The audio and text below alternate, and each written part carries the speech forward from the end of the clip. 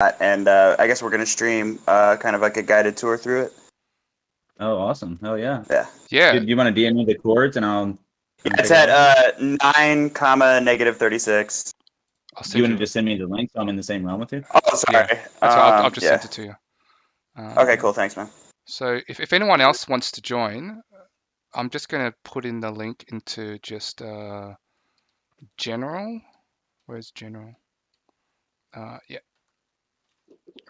Regarding the stream. And FYI, we are live. Okay, We just great. went live 2 minutes ago. If you want to check out the stream, it's just at 100Rainbows. The Twitch is just 100 RB. But I mean, it's not the point. The more is just to kind of capture this so you can kind of have a copy later. Always just Yeah, sounds good to me. I appreciate it. Yeah. And then I think we'll just wait for GL Okay, to come sounds in good. and we'll get started. Cool. Oh, okay. Yeah. I'm coming in right now. No worries. Excellent.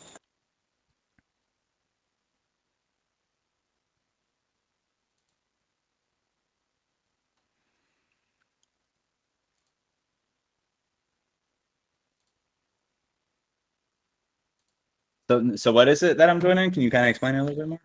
Yeah, absolutely. It's all good. We're just like we're streaming now. Okay, cool. Okay. Yeah. Well, So why don't I just do a little intro or something. yeah. So So hey everyone. This is 100Rainbows. I'm here with some hacker. Salamander is here. Lovey Funk, and I'm here with GLHF as well. Just ran into these boys. Hey, yeah. Whoa. I just ran into the boys at the Decentraland Casino. We're just kind of mucking around playing blackjack, and these guys were like, "Hey, let's go look at a tour. Let's walk around the place." And we ended up visiting a few parcels and ran into some hacker who has purchased like a 42 parcel estate, which is a really decent size. So we're here just to kind of document his parcel, his story, and Yeah. I'm really fascinated about what he's doing. So Yeah, please. I really away. appreciate it. Yeah, no, I'm happy to. Hey, everybody, thanks for coming to check this out. So I have this 42 land parcel that is a gallery for my NFT project, but it's also an experiential installation in and of itself. So just to kind of start at the beginning, and you can read this in the artist statement cards, but just to kind of take you through it. So at the end of last year, I smashed my iPhone with a hammer, and I've been taking Polaroid pictures of it with an original Polaroid SX70. And then those Polaroids, I've been scanning into 400 DPI scans, and so I am hosting those as an NFT inside of this installation. And this installation that I built along with Maximilian, whose name is on the second card, it's directly inspired by the message behind the NFTs. So one would not really exist without the other. And it's basically an homage to optical illusions, mirage, and simulation. And also, the third big kicker component is that the NFTs, they are for sale, and they're priced each at 125 Ethereum. And obviously that's very high. Yeah. But the idea is that if I sell one, it proves the concept of what I'm doing. Much in the way that, these coins really did used to be worth nothing, but people saw the value in them and decided to exchange in them, mine them, etc. That sort of leap of faith is kind of tested again. And then also the other idea is that most NFT art thus far is all digital native art. It's digital artists putting something having a contract for their art. But this is something that started out as physical, and it has different planes of value. So if I sell these NFTs, that means the Polaroids become valuable, and then if I sell the Polaroids, that means the actual phone becomes valuable. So each one is its own plane of value. And by doing that, you kind of see, because a lot of people still don't understand, what is significantly valuable about NFTs themselves. But so deliberately, I'm selling the NFTs as their own thing. So, if you buy the NFT, you don't get the Polaroid as, a goodie bag item. It's like, no, that will be sold in a separate auction. These are sold separately. And that then should prove that the NFT is itself individually valuable. And then also the fact that what you're really buying is the concept, the layers of the concept. And so that means that, the project that includes the installation, all that sort of stuff, the way to purchase that is to buy one of the NFTs. So that's basically the sort of asset structure of it, the layers of it that way. So with all that said, the installation itself is supposed to be kind of like a cleansing thing. It's something that it's in the spirit of like James Turrell or Olafur Eliasson. So it's cool. It's not something where you're just supposed to like run and grab your Pope, even though I don't have any problem with that. But anyway, so with all that said, just come right through this door and Yeah, nice. start looking at it. So we're using the. Go ahead. It's a narrow hallway, isn't it? Exactly right. I'll get the feeling like something's going to happen. So to be clear, this is what you've done is it's a photo of a photo. So you've scanned a photo and turned them into NFTs. Right, exactly. And then the idea is that so what happens to the physical photo? So the photos, the idea is that each one is each NFT is related to an actual physical photo, and each one is different. Yeah. So like the way that each CryptoPunk is different, right? Like that kind of thing. But this is it translates to a physical photo. So Sick. the first sort of thing that you notice is that the thing is so big that it takes out like the entire draw distance. Like if you go to one end, you wind up seeing like the open sky. But a really cool effect is if you go from one wall and try to run towards the other one, the wall sort of appears up in front of you like a dream or something. So we're really using the way that you process virtual space in Decentraland specifically to kind of create a spatial experience. Yeah, I really wish that I could share my screen so that everyone inside the server could see what we're up to. If you can't, just go on Twitch and look up 100RB. But I'm not sure, GLHF, if I can share screen inside this voice chat. But yeah, I mean, you totally can. I just sent you a screenshot of my screen. You know what I mean? So is that pretty much what he's explaining? What I just sent you? Yeah. And if you run, the walls kind of you can pop post up. that in general if you want to. That's fine. Yeah, for sure. And then so just a couple of things I'll take you through here in this main floor area too. The sort of the digital dune area. This sort of like broken glass material. We got Carlos, or excuse me, Maximilian rather. The architect. We got really into like old architectural structures and modern structures. So the oldest architectural structure is obviously like a dune, like the wind or the hand of God, however you want to put it. And so we made these like digital glass dunes, and then here the center is an amphitheater. But if you're looking at the elevator from one of the corners, you'll see that half of the surface gets eliminated like a mirage. It's supposed to be like how the feel of a mirage. And then at each wall, you'll see like a little doorway. The idea here, if you go up to one of them, is, as you approach it, you see this sort of sky in the background, this sort of like vacant horizon. And then you can go up to the window and see, oh, there's Decentraland, it's still there, Yeah. And then you can kind of stop and pivot the camera and slide back and forth and kind of, it's just basically an optical illusion. It's playing on the idea of how optical illusions work. And then once you do all that, you can go up the elevator to start to go up into the tower where the NFTs are. Yeah, just went up there now. Yeah. Okay. Cool. This is really Lovey, cool. I'm gonna let you take the elevator first. Yeah. Oh right, so it just goes up and down, doesn't stop. It just Yeah. When you get to the top, you gotta get off of it. Oh right, got you. Yeah. That's I'm just walking. Do I need to jump? Because it won't let me off. Yeah. Here. Right when it gets to the top, just step forward. Okay, here we go. I think I went into. I think it steps early. Like I think it stops early. Yeah, it And then doesn't actually go all the way to the same thing top. happened to me too. Oh, you're not having the okay.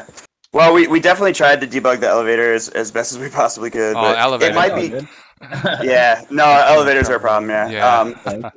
It also might be that the elevator's getting confused because there's like 5 of us trying to call it. I've only ever really tested it by myself, so Hmm. um, That'd yeah, be that might be interesting the if issue. it's if because I've never seen the elevators work. It's in the same thing for multiplayer. Usually, it's just tailored to an individual avatar, which is why we don't Yeah, see. Mm, right. I don't know. yeah, I don't know. All I really know is like this elevator.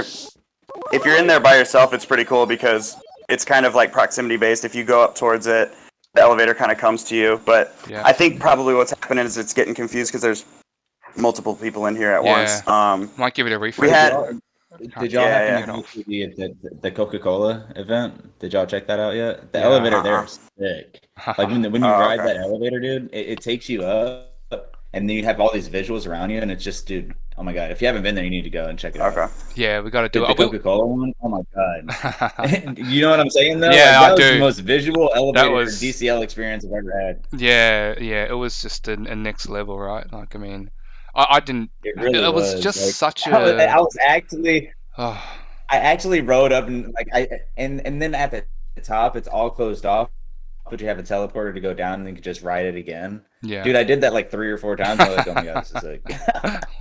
Why not? I mean, just trust Coca-Cola to create like an ad. I don't know if you guys have seen the NFT, but the ad itself, where it's just such a metaverse advertising marketing piece. Like it's just fit for the metaverse, and it's just I just was just blown away by it, and I think a lot of other people were as well. Funny, we were just talking about Coca-Cola as well with some happening, Yeah. so. No, we sure were. It's definitely reached around in terms of people inside Decentraland. Yeah. Oh, yeah. I'm not sure how I'm gonna be able to get up this thing Yeah, coming back in like with now. I all just the had to people give it a trying to do it. refresh. But yeah. Yeah. No worries. Yeah. Let me try doing that. Cool, I'm back. Okay. Cool.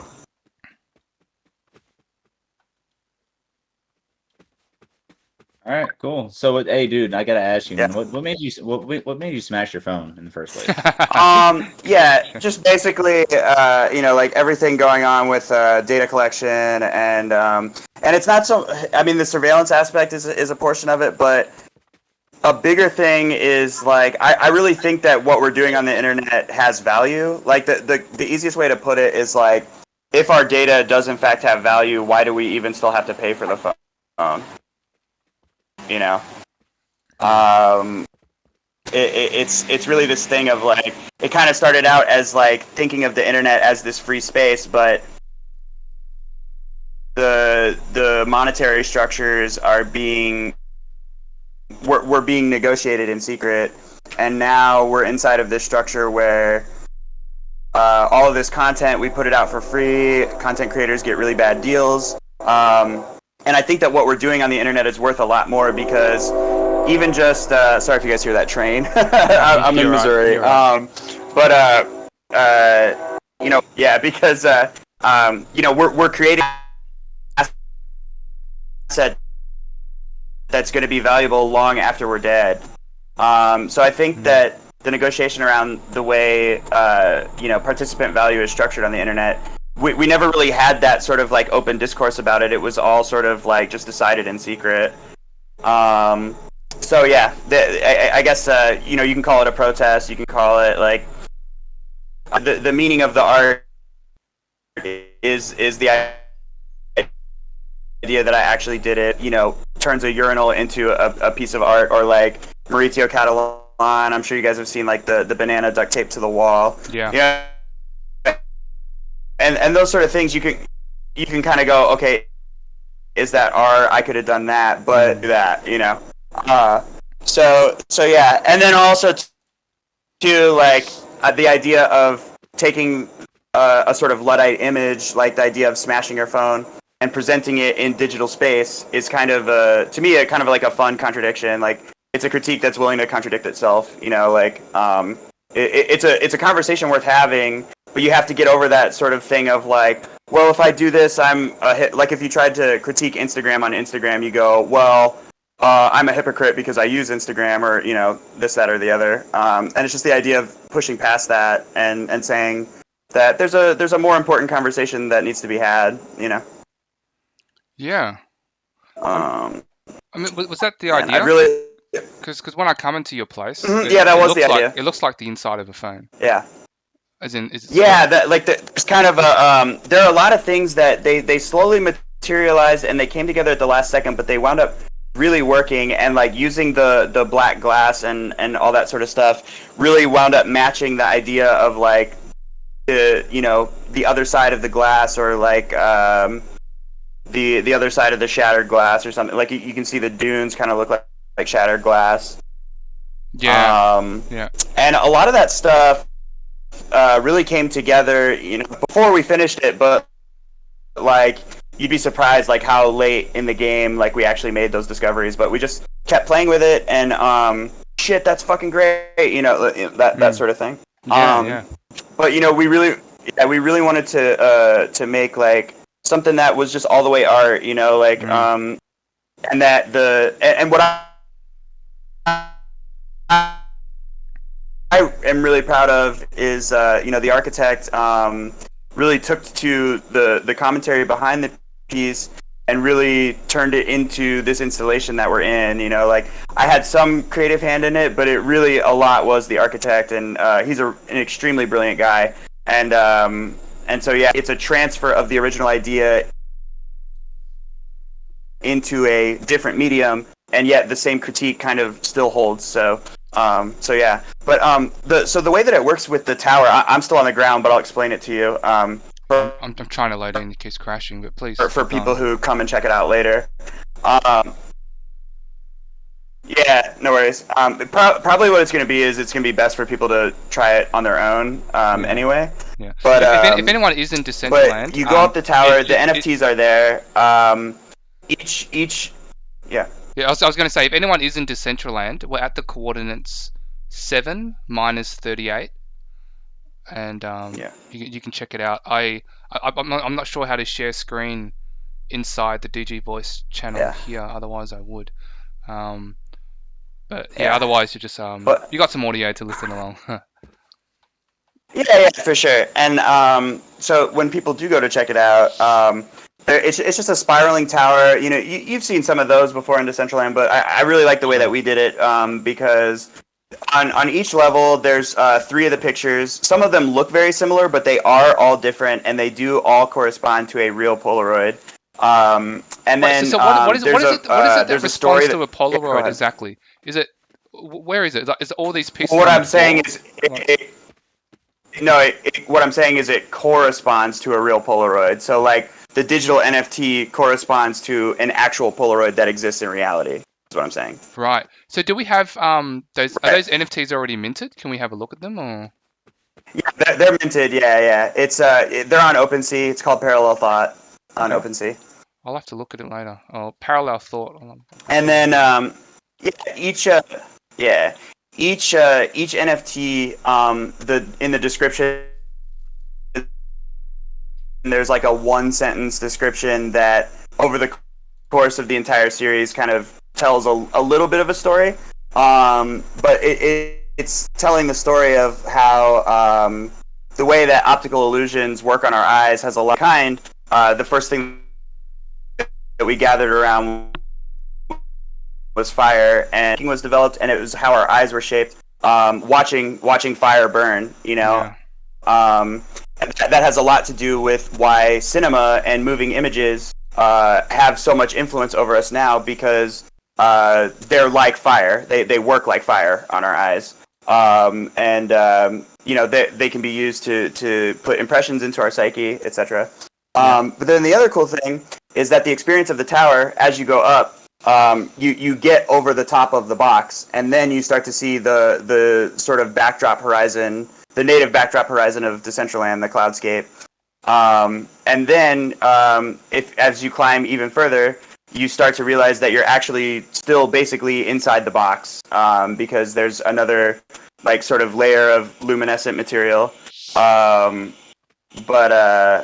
yeah. And then the other thing that's really cool at the very top is there's a virtual facsimile of the phone and the hammer in a box. So, if I sell the NFTs and then the Polaroids, and then I go to sell the phone and the hammer, I have it in a real hand-carved mahogany, or not mahogany, this special wood that's from Morocco.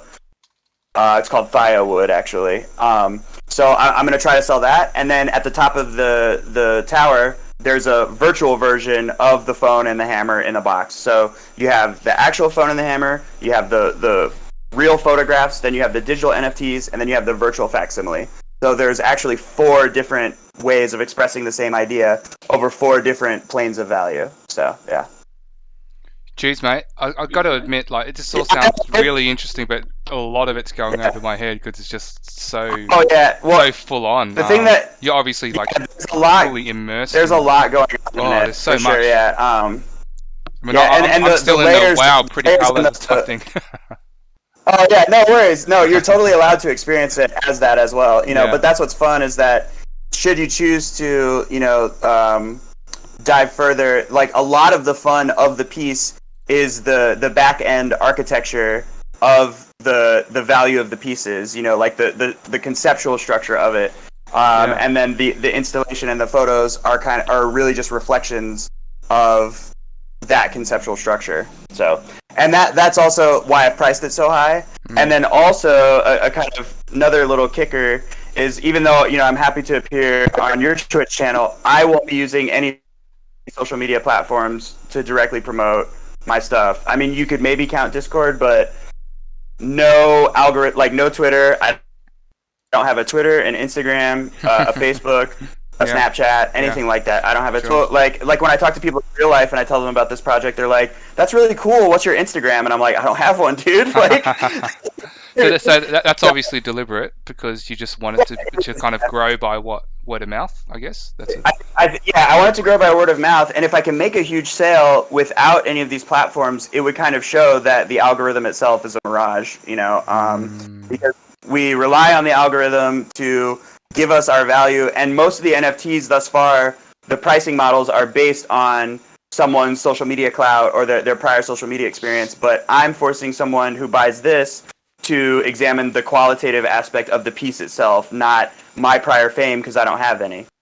Right? So, yeah. Yeah, I mean, already kind of my first experience is that your parallel thought, right? So I remember you saying the thing about smashing the phone. So the whole idea is that why do we have to pay for a service when this phone is taking our data? It's taking obviously your location. It probably knows your interest by your search and all.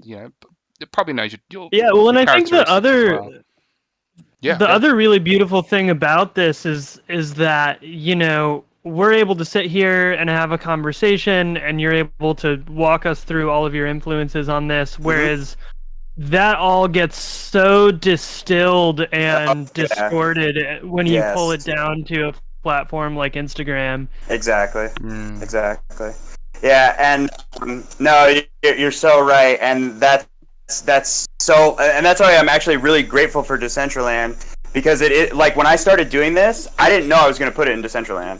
Like I just started doing it, and then it just sort of it's like taking that leap of faith, and then the floor appears below your feet, like right when it's about to hit the ground. Like it's like, oh my God, this is what I'm supposed to do with this. So, so here it is, and as of right now, like a couple of other, the names escape me, but I know there are a couple of other people in Decentraland who, like, the stuff that they have put up, they want to leave it there forever. And, like, as of right now, that's what I want to do with this, I mean, I might use the space to showcase other work or something at some point, but I do think in the end, this will be the piece that I really try to leave here. Unless I sell and unless I net, and then I'll buy more property and put up more cool shit, Well, that's cool, mate. I mean, a 42 parcel estate is a good spot to start with.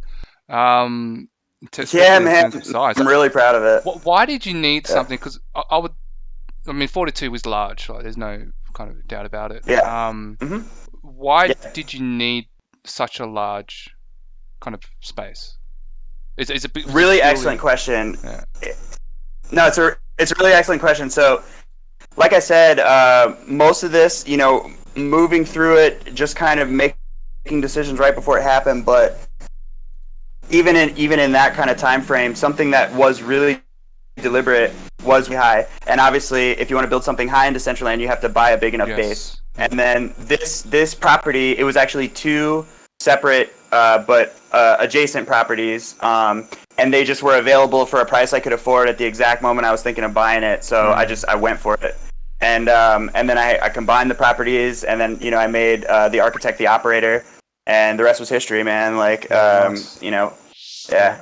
But yeah, no, it was funny because as fast as everything was going, that was one thing where it was like, okay, like when I had a minute to stop and make a choice about it, that was what we did. So yeah, that's how we wound up getting something so big, and then it wound up working in our favor because like we were saying, it's like if you start at one wall inside the box and then you look at the other end, you just see the open sky. It's this meditative concept, and then you run toward it and the wall just appears before you like a dream or something, and we really got like super into the idea of that and the experience of that. Yeah, no, it's cool. Yeah. Like, it's just, I mean, I'm still kind of blown away by it. I really want to jump into your OpenSea and have a look. You're obviously very like a technical person, because you're already talking metaverse, heights, program. Like you already know all that type of stuff, and then you've got this artsy type of area as well. I mean, like, what are your thoughts there? Because it's kind of seems like you're blending art and science, kind of into one. Yeah. Is that the it's like, could you maybe elaborate on that? Like, what do you? Yeah, of course. Yeah, it's another great question. Quick little side story that's relevant. I just had a live presentation of this in a restaurant for my friends and family, and something that I told my mom was that I was like, my entire education is inside of this piece. I swear to you, like my whole college education. So it's like I went to art school. I went to school for film, and I just was always trying to break in, do something like that. But then I also have this other kind of like sort of second life where I just was somebody who got into the coin. I understand how the coins work. I understand the nature of the marketplace. And even though I could have done better as a spectator, I mean, spectating is really dangerous, but I survived it, and I had enough left over to do something like this, and I had the time to go, okay, I've got this free time. What do I really want to do? And what I really wanted to do was make some art and really put out some art. And then that was around the time that like Beeple's making his sale. I'm seeing all these things that are all of this has happened in the past 6 months, like so maybe fast. a year, but So fast. Yeah, exactly. It's all happening so fast, and I'm just riding the same ride that everybody else is. But I would say I am a really technical thinker, more in terms of like the economics and like market dynamics, rather than being able to be a programmer. Like I can't really code all that well. I mean, some hacker is mostly just like a joke name, but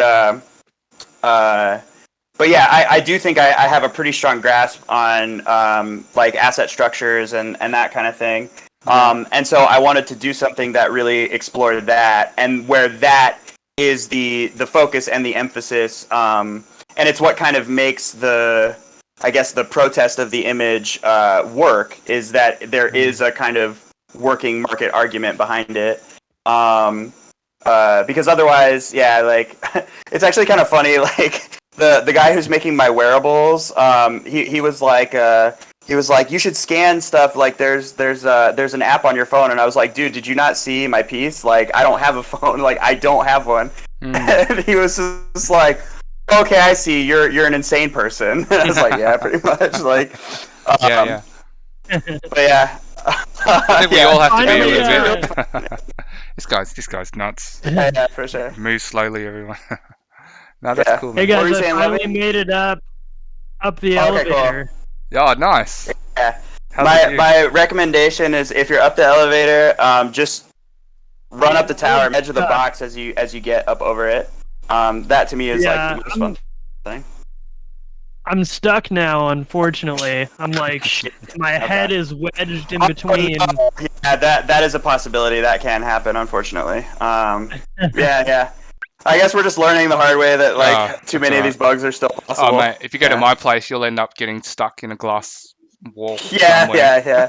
You'll run Yeah, to we an invisible definitely- step. Like, it just happens. Yeah, I think that's why I'm glad that most of the thing is an open box. You know what I mean? Like, Yeah. True. But yeah, for either you guys later or your listeners, I definitely recommend trying to come in before there's too many people like trying to get into it, because it is a really fun thing to explore from top to bottom. I think with the elevator, I'll talk to the architect. We've been having an ongoing conversation about trying to make the elevator as unbuggy as possible to where it could house multiple people. And then the railway bug that you're hitting right now, I'm aware of that, and we didn't want to put the glass barricade on both sides of the ramp, but we might just have to do that. Yeah. How did you come into contact with the architect? Honestly, I just was on Decentraland Discord, and I put out like an APB like looking for builders, and then he was like, "Are you still looking for builders? Here's my work," and his work was like incredible, and I was like, "Okay, you're hired," and and it also just turned out to be this awesome thing where in addition to him just being really talented, we vibed on, like, we have a lot of the same artistic references, and then we also both had some that the other one didn't have, so it was just like super electric. Cool. Yeah, just one of those perfect electric collaborations. Yeah. And Sometimes you just know. I'm just no, totally, and we hope to keep working together on all kinds of stuff. Yeah, his screen name here is Maximilian. It's on the second card outside. You should definitely friend him. I mean, he's a genius. And I feel like I've ran into a Maximilian before. Is he in Decentraland? Yeah. He must be. Sorry, of course he must be. He is. That's his is he Decentraland active? handle. I mean, yeah. Right. Yeah, his Discord handle is Arleo. So yeah. Okay. Yeah. Cool. But yeah, I can't really get up there and show you guys. I think that's probably pretty much it. But I also intend to create some kind of like little onboard cam streaming video that sort of takes people through it. You know, with editing and all that kind of stuff. But I really am so grateful that you guys just like took a chance and came and looked at this. Like, I like I said, I'm really proud of it, and I really want people to see it. You know, so. Yeah, I mean.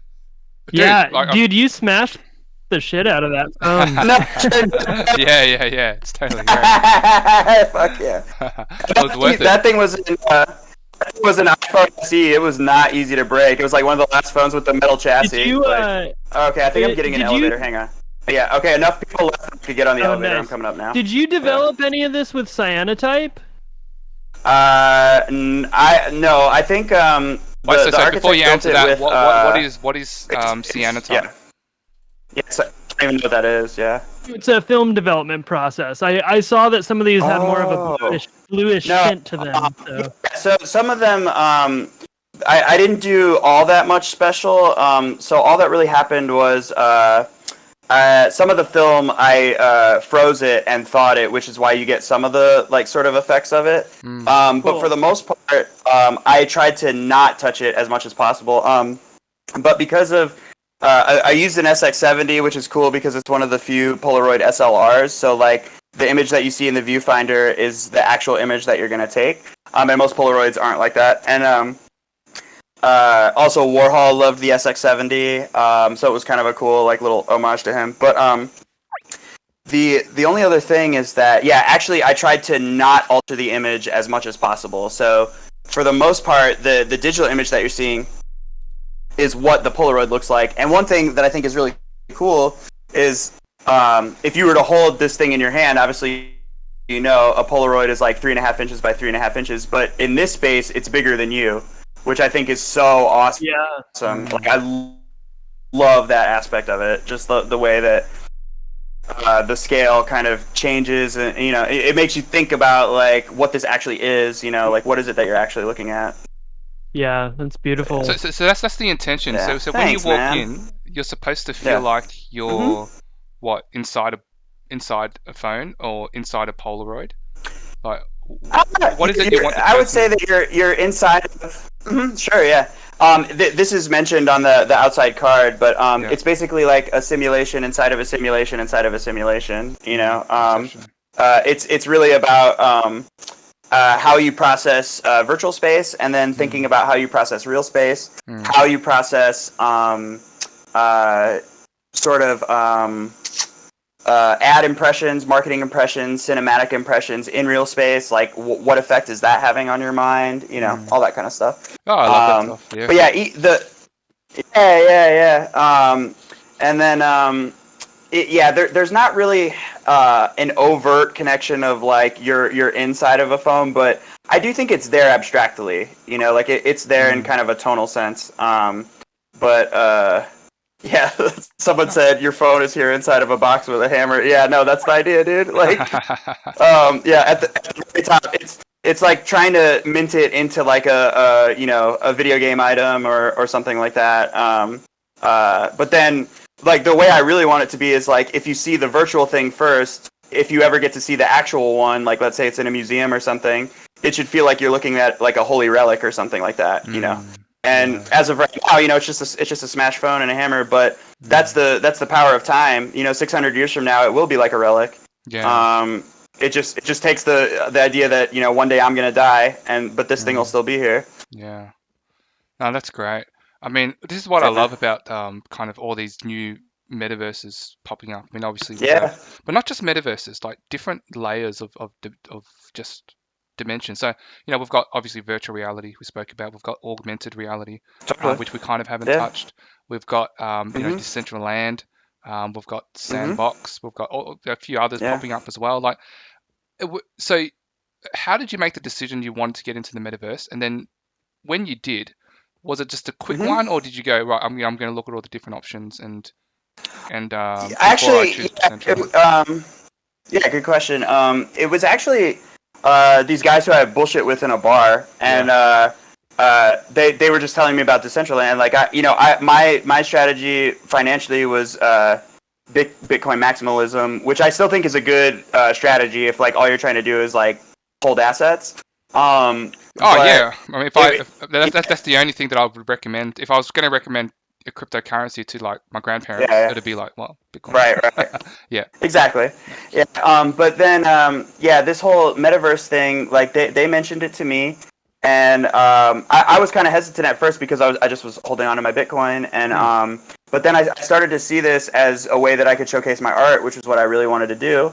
But then also too, like you were mentioning, the different sort of virtual reality, augmented reality. I think another cool thing that is going to happen in the constellation of metaverses is that they will be places to not only simulate experience, but simulate different kinds of markets. I mean, something that's really kind of interesting about these coins is that the way it used to work is that you were the citizen of a country, and through political struggle, your economy would be structured in a certain way. But now with these coins, you can belong to 10 macroeconomies simultaneously. You know, and we've only barely begun to pierce the surface of the implications of that. Like, we'll have metaverses that, like Decentraland, the value premise of Decentraland is that it mirrors property in the way that we're familiar with. But we could also use something like this to simulate methods of property that we haven't tried yet. You know, time-based assets, all kinds of things. And because it's like, well, this is my house, this is where I live. You know, there are different ways that we could start to not only structure, video game worlds or whatever, but also structure economies. And that's going to be something I think is really important to the continuing of the human species. Yeah. Where do you think we're going? Yeah, I mean, especially if you think about like, the implications that this type of metaverse could have for ideas like cooperative living and cooperative economics as well. Like, the possibilities are endless. Yeah, and then Rainbows, to your question, where do you think we're going? It's kind of like what Lovey's saying. Like, the possibilities are endless. I think there are a lot of amazing things that could happen. It doesn't necessarily mean that they will. But like, for example, Dorsey at the B-Word conference, he was talking about Bitcoin bringing world peace. I actually think that could wind up being a true possibility. Like, the Bitcoin creates the collateral to negotiate the contract for world peace. Like as of right now, like Bitcoin has been sort of taken as this thing of like it consumes a lot of energy, but we're not seeing it as something that could purchase the clean energy grid. Like if we really wanted to fix the planet, like simultaneously, like incentivize all of humanity to work together, these coins could incentivize that kind of structure. It could realign how we police resources, how we extract resources. And how we distribute them as well, and who benefits from it, right? But as of right now, I mean, it's mostly mirrored capitalism as we know it, industrial capitalism. But there will be a space where something other than that happens. And I'm not saying like, okay, we're going to go into start communism, but think about it like this: the ideas of capitalism and communism, they both were constructed in a completely different technological pre-context of what we live in now. And that's the thing that I want people to start to embrace more, is that we live in a different time. Like, we don't have to fight over these ideas that are hundreds of years old. No. Like, we could start today and create new structures, new games, new governments, new policies that may seem radical now, but it's really about taking an inventory of, like, first of all, what's at stake, and what kind of deal is actually on the table. Because as of right now, like we're running into, multinational corporations might become more powerful than nations if this keeps going in the direction that it's going. But nations, I think, still are going to play a role. Yeah, no, it's true. But I do think nations could still play a role. But it will wind up almost being like an SSL key between one economy and another. Fibers from an old system that transition into a new one. Yeah. How real is Ready Player One? Yeah, no, dude, it's kind of crazy. I think about it all the time because, me too. In dystopian things like that, I mean, there's a lot of things like. One, at this point, like, I watch dystopian movies from 10 years ago to see shots of the Earth before it burned down, so, like, there's no, like, warning that's coming that we haven't already, like, been exposed to. And then, two, it's actually, like, like, when you think of, in the movie Ready Player One, like, there's all this stuff of, like, the corn syrup wars, and that's just somebody like, the author making, like, a flip joke where it's, like, instead, how about the idea of, like... our phones are constantly spying on us. They extract things from our brains. It turns our brains into mush. And then that's all to distract us from the fact that the planet really is burning down. And like, think about the past 40 years. Like, the planet has not been able to be the number one conversation piece the entire time for more than like 5 minutes. Yeah. And that's a disgrace. And the whole distraction thing, And the whole distraction thing is so humans don't panic. Like, why not? What, humans can't deal with but it? now exactly. Like, and that has always ostensibly been the premise, is that humans couldn't handle looking at reality, but now reality is showing itself in a way that can't be denied. And it makes sense to not look away anymore. I honestly think that we're getting to a point where if we were actually so like right now. We're in a market-based situation where the market value of disinformation is actually higher than the market value of information, right? But if we were in a world where information was more valuable than disinformation, and we were actually looking at information, I think at the point that we're at now, it would have to be a thing where, like, look, the people who don't want to know, you don't have to look, but the people who do want to know need to be able to know what's going on. And if you don't want to know, look away, but... don't police people out of wanting to know, because that's the situation that we have right now, where the people who just don't even want to look at it, they can police the people who want to know, and that's very dangerous, and it's disgraceful.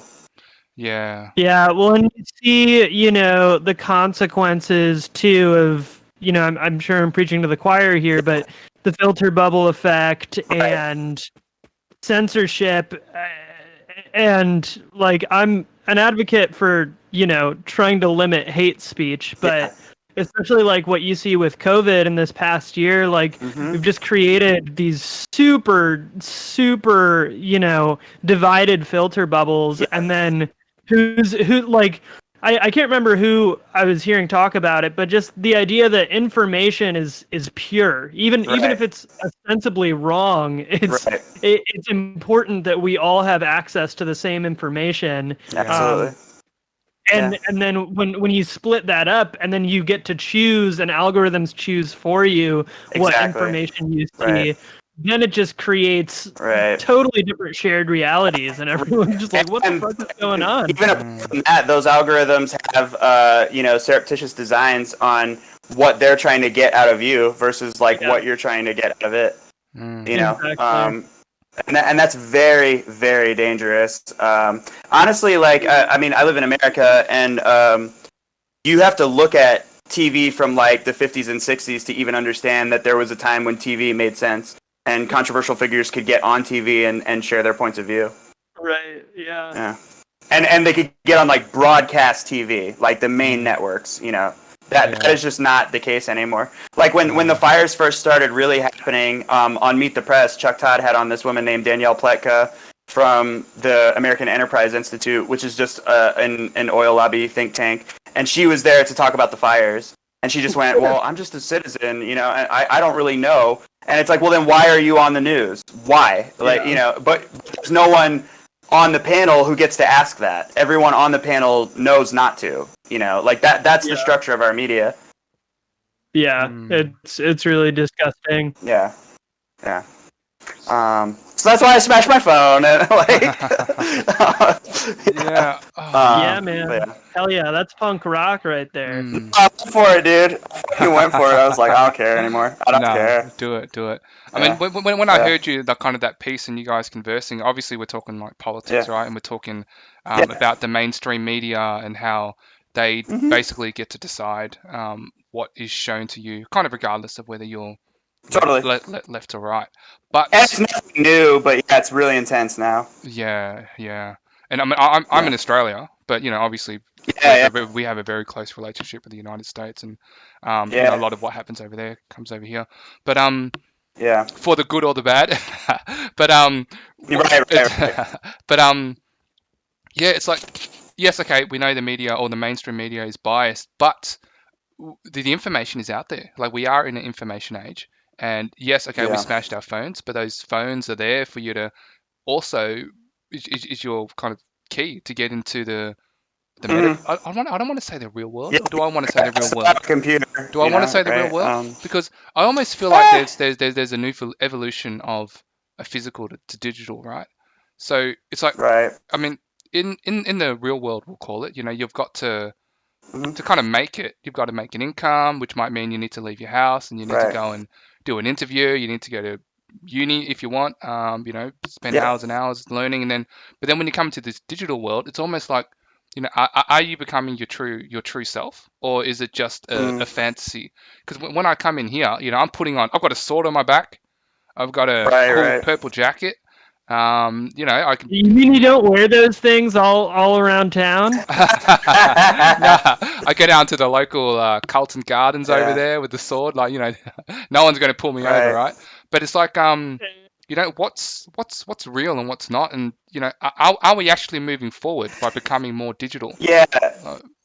So that's actually definitely something that I'm trying to tackle with the piece. Is it's not so much that like the message of the piece is to smash your phone. Like, I definitely don't tell other people that they gotta smash their phone or whatever.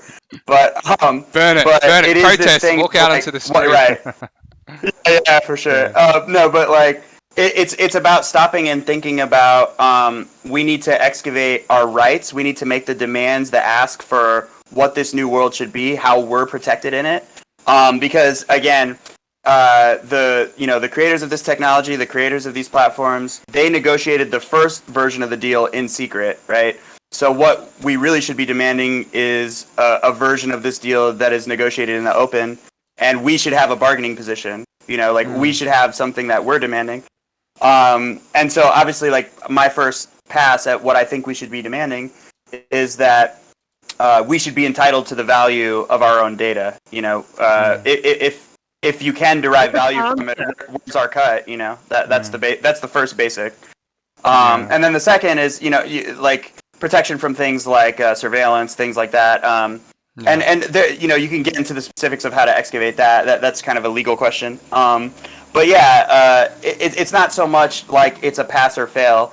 Really, to me, like my ideal would be like, okay, you could literally be inside of a virtual space and you live inside of this virtual space, and then you come out of it into the real world, and then you could go live on a real goat farm and just like live off of, you know, the milk that you get from the goats. You should be able to transition as easily from one phase of life to the other.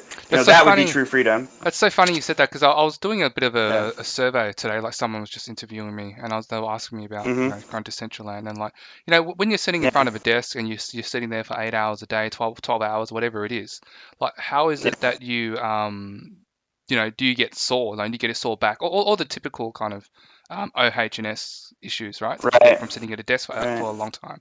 And I remember saying that I didn't feel like I had that problem because I'm old enough to know that I need to stretch and that I need to do all these things, and I need to walk, I need to get up and have a cup of water and come back.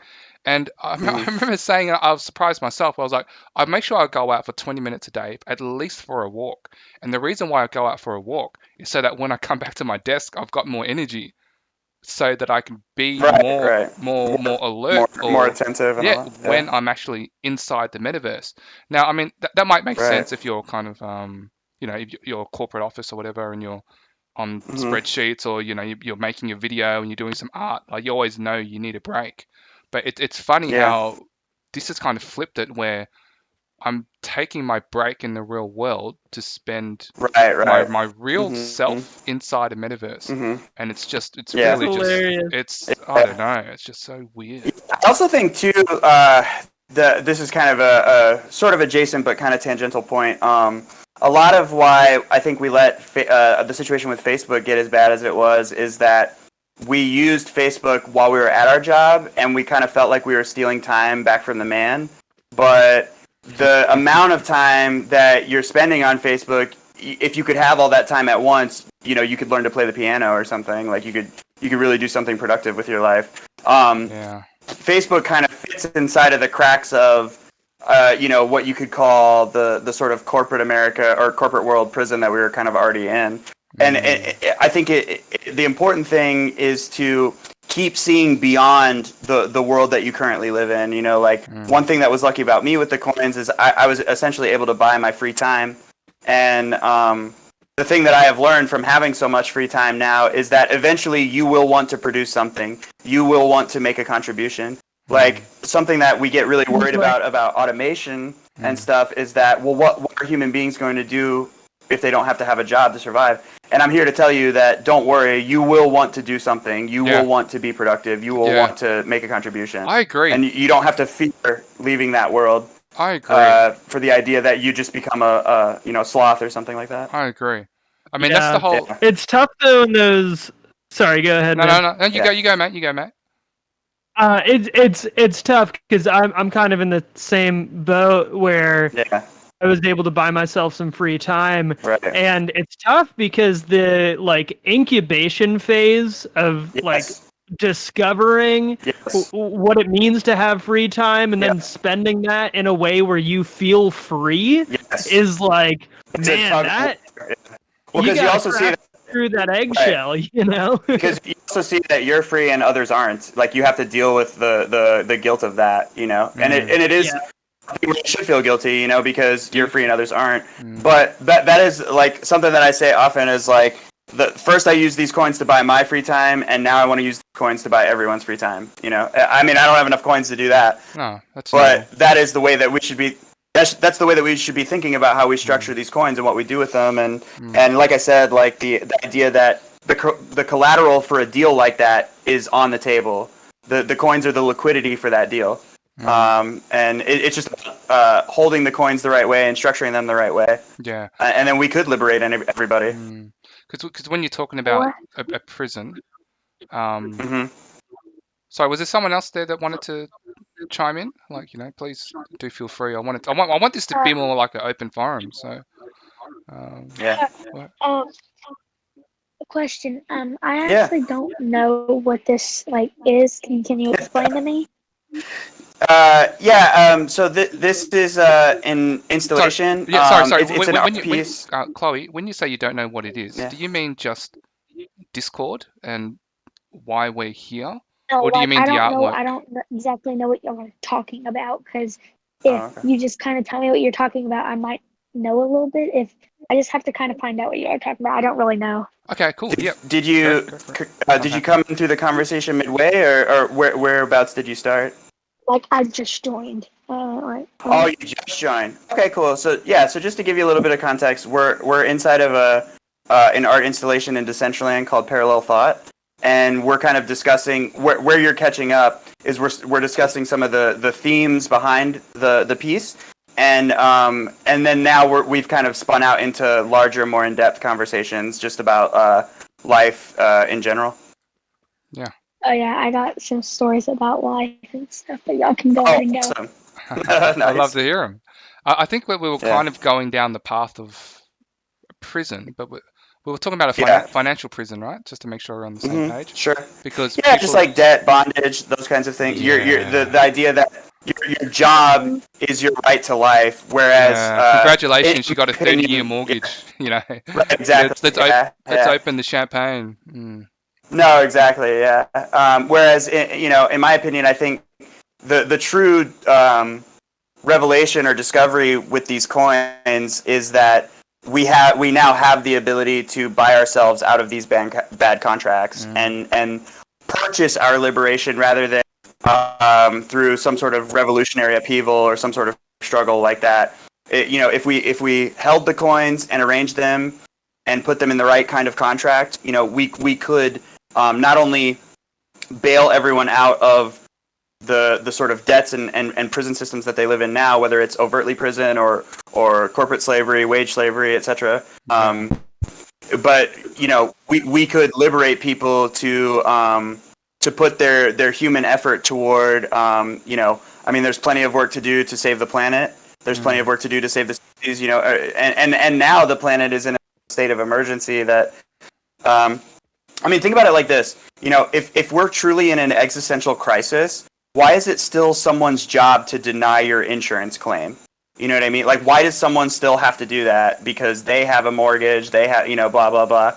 Like, that's the thing. There are so many tiers of liberation that we haven't even been able to look at, because once you look at one, you start to see all of them. Yeah. Yeah, well, and I think the important thing too that'll be really interesting with as adoption increases is, like, I remember when I took out my first loan on Aave, and I was just like, whoa. Like, it was this, it sounds so simple if you've been doing it for a little while, but like for someone who's trying to pay off credit debt and all that is just like this aha moment where it's like, wait, you mean this was just people like me that put money in, and that's why I can borrow money? Right, exactly. And just the general promises of DeFi and the ethos behind that, and then looking at how that ethos can kind of work its tendrils into other ways we exchange value is, I don't know, it's really inspiring. Yeah, totally. And that's what I love about this too, is just like with this space, doors are opening and you can feel it, and you can also feel like non-functioning systems being traded for functioning systems. Those are the really cool. What's an example of like a discoveries that are happening in the non-functioning space? system replacing a? Okay, I would say in the United States, our Congress is an effectively system, not just in some sort of like funny, let me make a flip political point. But this is how I explain it to people. Like our Congress is essentially like the old string of Christmas bulbs, where like if one goes out, you have to check each one to see which one's the bad one. Our Congress is like if you had 500 Christmas bulbs and it only turned out that 5 of them were working. You know what I mean? Like only 5 of them even do what they're supposed to be doing. The rest of it is like a completely null, non-functioning system. And that's why, like, when people's You know, like when many of our congressional officials, their interests have been bought and paid for, they are effectively a bulb that doesn't work, and that's why the system doesn't work.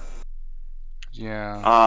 And I mean it like it's like corruption in the sense like a corrupt hard drive or a corrupt system, not like, oh, that person is corrupt. You know, it's like, no, it doesn't work. Whereas blockchain does verify transactions. Like, you may not like the energy consumption of the blockchain, you may not like the coins, you might think the coins are stupid, but the transactions are verified. You can't change that. Like, you can't deny that. No. Hey, I have a question. So, do y'all like run a business? Do y'all like? Yeah. I guess all of us have our own different goals. Like, some of us have different businesses and different ventures and stuff. Yeah. Me and my friend, we are trying to start like a business. By the way, I'm like, 12 and stuff. Right. It just Okay. sounds weird, but That's fine. I came on here because I look for Discords that like talk about how to like make up something, and so basically me and my friend have a like a little squishy business, and we do it like at school where we like just take like balloons, we fill it up with what people want us to fill it, and we sell it for $2 if they're the big ones. And we have to get 6 cells by the next 2 weeks of us being in school, or else her brother and them are gonna drop out because they're buying the supplies for us. So how would we build it? How do we kind of how do we build it? Yeah. I mean, I have no idea. so I mean, I'll just first of all, I have no idea, dude. a 12-year-old entrepreneur trying to sell balloons Yeah. with things filled inside. No, they're like, not balloons. They're not. No, they're like stress balls. We don't Stress just fill balls. random stuff like. So I thought you said balloons. Yeah, stress balls. Like we'll put like glitter, instant snow, whatever you want us to put in it. We'll put in it for you. But we also have like I think I like this these kid. big things. Yeah. But we also have like these big things, like you know what bubble bubbles are? No. You don't. Okay, well we use wubble bubbles and we fill them up with stuff, and those cost like $20. Yeah. And we'll fill it up because like we'll fill the wubble bubbles up with Orbeez and like wubble bubbles. If you get the big one for $20, then you can sit in it like a chair, and it's like neat. So I mean, so Chloe, yeah, it's really cool. I mean, I'm just interested. How does a 12-year-old find this server? Like, how did you come here? Did your parents, your brother, like maybe inside Decentraland? I'm just curious. What'd you say? I'm just wondering how you found the server. Like, how did you end up here? Oh, I was scrolling through my server and I saw this something. I said, okay, I'm gonna join this feed real quick because people doubt me because I'm 12. Like, I was in the last server and I got up there to talk and they just took me off because I was 12. But they don't know. The thing is, Yeah. So this is really a touchy topic a little bit because this is it's like a metaverse, and it is a casino as well. Like, this area belongs to a casino, and so you might understand why it'll be difficult to have someone who is underage perhaps participate in the conversation. No, I don't want to say kick you out because you're a young kid and this is fantastic, and I hate using age as a barrier as well because people are so on totally different levels. You can have a 12-year-old kid who is just as smart as like any adult, and I've met a lot of immature adults. I'm sure you all have, but that being said, this is it's a gambling kind of server as well, which is why I probably should just remove you as a speaker. I'm really sorry, but in terms of your business, I'd love to give you some input there before we kind of finish off. But with if you're going to start like a business, I would say I think it's got a great idea. It sounds like you're surrounding yourself with people who kind of want to help you. So you're doing this with your friends, your business? No, I'm doing this with my best friend and her brother. Best friend and your brother. Fantastic. 48 people right now with us. 48 people? What do you mean? Yes. Like customers? So I don't know. She says we have entrepreneurs where basically they're gonna get Lucas, like, so Lucas is her brother, and he's buying the stuff for us, and so he Yeah. gets 20 of our money. He's like 20% of our money.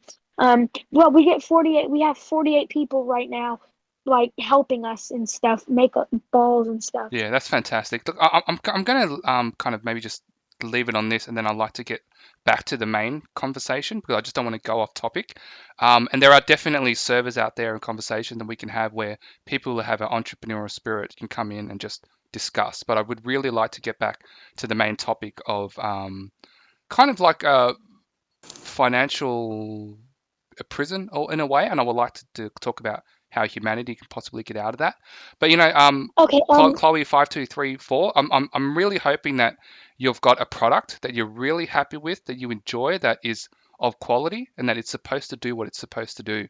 So if it's supposed to be a ball and you fill it up with whatever you want, and then you give it to someone, and someone's going to constantly squeeze it, then my kind of opinion is that it's got to maintain its purpose so that it's supposed to be squeezable and it's not going to burst. And if you can put it in Yeah. some So nice, that's why we use. yeah, and if you can That's put it why in we some use nice packaging, people love packaging. It might be a waste, but people love packaging because it's a good gift for somebody. So maybe you might want to think about that. And Yeah. make sure you're on social media and taking like lots of cool photos and things like that. Well, yeah. Yeah, One thing Thing, is, like, Chloe, as we well, that I would say is sort of as Rainbow's mentioning, it's awesome that you're doing this. This isn't really the right channel to talk about it, but I'm happy that I'm just Rainbow like, was able to yeah. give you some insight. yeah, But I would definitely look like they mentioned, check out Reddit, check out Discord, see if there's other communities that are more kind of focused on small businesses and entrepreneurs, and maybe even other young entrepreneurs like yourself, and maybe you can get some better input in a community yeah. like that. Yeah, so Yeah, I hope you got some good feedback there, Chloe. Some things that maybe you yeah. can walk away Real with and quick, work on. Yeah, go for it. I'm gonna tell you a little bit more. This is kind of off topic, but just real quick, the name of our business is K&A Squishy. It's not released yet. We haven't hmm told nobody about it. Nobody at our school. We're not allowed to leak it because right now I can't exactly go back to school on the day. So we're probably gonna tell them about it when me and Adrian are both back in school. Fantastic. I'm Um, glad, mate. I love what you're doing. I love that you can get out there and I can tell you're a hustler I know, and but you're a this businessman, which is good. And I just wanted to say, sorry, person, so to speak. Did you want to just quickly just spell your business, and then I might just remove you as a speaker? Okay, I'm sorry, but what was the name of your business there again? K&A, K K K&A's K and A. K&A's, because her name is Adriana and my name is Chloe. K&A Squishy Factory. But real quick, this Yeah, might sound crazy and you probably won't believe me, but we've earned $75 so far. well That's done. amazing. I don't think I We've earned sold 58 $75 balls. as a kid. Hey, well done, well done. Okay, I am going to just Uh, go. I am just um, going to drive the conversation back to the main topic now. So, okay, thanks so much for so I joining thank us. you. No Thank you worries. for giving me like ideas and stuff. Yeah, I appreciate it a lot. yeah, I'm gonna go ahead and head out and go try to find someone else with. I'm gonna go talk to my friends about this stuff, like, because we're gonna try to make business cards and posters, and yeah. So thank you a lot. well done. You're on the right path. I can tell. Keep going. I'll see Okay. you later. Um. So I guess. I don't want to. Yeah. So it wasn't that was pretty amazing. I really wish I could have had the right forum to maybe give this kid a little more Yeah. guidance, but I it is a think she'll find gambling her way. arena, I'll posit that she'll find her way. Yeah, Yeah. dude. That, that attitude at 12 years old. I don't know how mature you Yeah, guys will, for but sure. mate, Yeah, for fantastic. sure. Hope he or she goes places. Yeah. But I wanted to talk about financial prisons because that's basically the new prison, right? Yes, okay, we have some physical prisons, Sure. but if you're in a developed world, and I'm assuming that you're not gonna need to, kill anybody or steal Right. anybody or do any kind of that type of stuff, then the new prison is financial debt because I don't know how many people own homes. I don't. It's probably Yeah. not. It's probably not many. But cryptocurrency for me is like the way. So Yeah. even if you have a house and even if you have a mortgage and you've paid it and you're still going to owe. I don't know what's the average price of a house. What, 500,000 for example? It's still going to That's a take you. good. That's a good. Yeah, Yeah, just that's a good line. it's still going to take you 4, 5, 6, 7, 8 decades Mhm. to pay this Right. off. And Right. that's your life. So what are you going to do? Spend 70% of your life paying off a mortgage? Like, and that's why it's like, if you could just be more minimal, right? And change your idea of what is success and what is happiness. Like, maybe you only need one house. Like, maybe you don't Yeah. need two. Maybe you don't need three. And then there's the whole. It brings me back to the whole UBI thing as well, universal basic income, Mhm. where everyone is potentially just going to get an amount of money, and then they get to decide kind of what they want to do with it.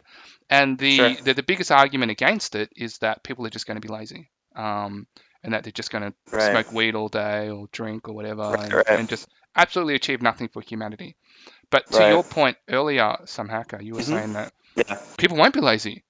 People Yeah. people may very well feel free, and when they Yeah. feel free, what are they going to be able to produce and achieve creatively or technically? Mhm. But what are they going to be able to achieve when they're not Mhm. thinking, oh my god, I've got my mortgage payment to pay? Right. Yeah, I think so. So first of all, you probably will hang out and smoke weed for at least a little bit, but like, Yeah. it organically gets old. Like it will get old all on its own, Mm. right? And when it comes to eventually you want to produce something, then I think another thing I would try to impart or a message I try to get across is that what you produce over a long enough time horizon will become priceless, right? Like you think of like the gold or even clay pots of a commoner from 6,000 years ago is priceless today. Yeah. Every single thing that we do, and this is also why I make the argument that the things that we are doing online, which are being tracked, which are being monetized already, they're actually even more valuable than that. You just have to value them against a future theoretical value, which is also a good idea to do, because if we were doing that, that would mean that we believe that there is going to be a future versus not one, which is the path that we're headed on right now. Right. Yeah. So like if you wanted to realign the entire economy to get people to use their human energy to fix the planet, the thing that you would want to do is create a contract that says like, okay, in 6,000 years, our arts and crafts will be priceless, and we're betting on the value of those assets to create, some kind of budget to liberate ourselves today, to fix the planet today. Because if there isn't a 6,000 years from now, because there's no human species, then there's no value at all. Everything goes to zero, right? That's a really important. That's a really important point, and I think that as we look at paths for the future for our species, one of the biggest questions is, what is our shared mythology? Because that's what makes us that's what got us to the top of the food chain. It's not our physical, or it's our ability to have shared myths and shared ideas about things. So what is that mythology, and then who's crafting that and bringing that to the forefront? And then honestly, I kind of tried to do that with this piece, was like realign like a common mythology. Like the idea of like creating the relic of the smash phone and the digital version of it. And then, like I said, like the story piece on each of the little descriptions on each of the photos, it kind of does try to create that kind of thing. I'm not trying to put forth egotistically that like this is what it is, but like you're our savior. Yeah, exactly. Yeah. No, but I was, it's just some hacker, mate. Trying to do something it's like humble. that when I made the piece. So like trying to offer something like that. Yeah, definitely. Well, and what it will take is more people, collectively creating those myths. Yeah. Right. Yeah. Totally. Yeah, I mean, I think that this is just a fantastic conversation. I feel like Yeah. maybe we should try to somewhat wind it down because I'll be Yeah, here for like totally. another 10 minutes. Yeah, And I don't want to just stretch it out for the sake of stretching it out because we've covered so much, totally. but I totally feel like we could do this again. I would love to do this again with Yeah. you guys. Well, something I would truly love to just say is just like to reiterate, thank you guys so much again for just like taking a chance and coming and looking at this, and also like letting me talk about it, streaming it, all of that stuff. Super, super grateful because, like I said, I'm not using any of those platforms to try to get my message out there. I really want to. If I sell these or whatever, I want it to be a victory native to Decentraland. I want it to show the strength of Decentraland, the strength of NFTs on their own. And but yeah, so every step feels like a step forward, and yeah, I'm super grateful. Yeah, fantastic. I mean, Yeah. It's just happening so naturally. Like people who are Yeah. of a certain mind or of a certain energy. I mean, even that kid that came in here before is Yeah. of a certain. I mean, obviously the age bracket is there, but there's a certain Yeah, yeah. vibe that he's on that maybe we all Yeah. kind of felt, and we could put back when we were that person's age, and where that might go into the future. And hopefully it's a better one. But whatever this is, we are all Yeah. getting connected, and it's real. It's not some kind of bullshit Yeah. Exactly. matrix get together. Yeah. I mean, I don't know. I didn't want to say it's bullshit, like because there's so much philosophy that's true about the Matrix. But Oh yeah, totally. like, No, Matrix rocks. Matrix yeah. still rocks. yeah, it's such a good movie. Yeah. But let's keep doing this. Whatever Cool. it is, that we're doing, let's just make sure Yeah. we get together, because I think that everyone Yeah, here man. is able to look at the mainstream media and we're able to see Yeah. through the bullshit. Now, there's a lot of people Yeah. that can't, and it's our choice to go, well, do we help them see through it, Right. or do we need to fight them because they keep trying to push other people down? And we all Right. see that in politics, and we're not saying we have the answers, but certainly in it, being digital over physical makes communication a lot easier. And if we do want to make this world a better place, which is pretty much what we're really, that's the end goal. I mean, when you have when you're released off financial income and you kind of just can go around and you can work on your spirit and not on your capitalism, which is great. But capitalism's done so much, but just to be taking the moral high ground for a second. Right. Right. If we kind of work on who It we is are also and okay keep to connected, criticize we'll get capitalism, there. I think. What's that? I was just saying it is also okay to criticize capitalism. There's Yeah. nothing wrong with that either. No, it has its pros and Yeah. cons. Yeah. But yeah, guys, thank you so much. This has been Thank you so fantastic. much. Yeah, Super thank you, man. fun. This is a great hang, great so chat good. with you guys. Completely, Yeah, I love you. completely Thanks random. so much. Nice to meet you. Guys, Yeah. I'll be online again 7 p.m. EDT. Yeah. Just come find me in the casino. You've got me in Discord. Just Cool. shoot me a WhatsApp. Hey, Yeah. let's chill, chat. I'm doing stuff with let's just do something. All right. Cool. Thank you Sounds so good. much. Thank Some you Hacker. so much for coming and looking at my piece. Take care. Love you, Funk. Everyone, Yeah. thanks for listening. Thanks, y'all. Take it easy. Peace. Take care. Take care. Take care. Bye.